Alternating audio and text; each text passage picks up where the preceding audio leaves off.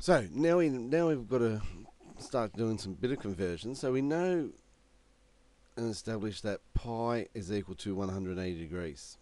Pi radians. I don't have to put the c because I don't. It's just taken that that's going to be pi radians. So 90 degrees. What would that be equal? Well, that's going to be half of the pi. So we write it as pi on 2. 45 is a quarter of 180, so it's equal to pi on 4. 60 degrees is a third of it, so pi on 3. And 30 degrees, pi on 6. Now you can see why we're going to use these the most, because we've, in our trig so far, we've used 90, 45, 60 and 30 a lot, because that's where we get our exact values.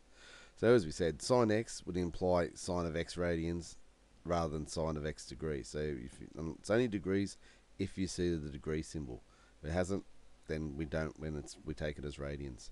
And we saw that, remembering that converting radians to degrees, you multiply by 180 on pi, and radians degrees to radians multiplied by pi on 180. So when you see those conversions there, put the angles in degrees. Well, 2 lots of pi would be 360. 180 divided by 3 is 60. 180 divided by 4 is 45. 2/9 of pi would be, or pi on 9 would be, 180 divided by 9 is 20, and 2 lots of 20 degrees.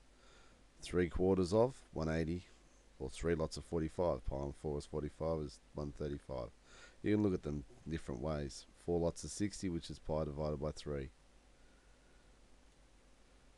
Putting the angles in terms of pi, well, 90 is going to be pi on 2, because I can make sure I get 90 is at 180 divided by 2.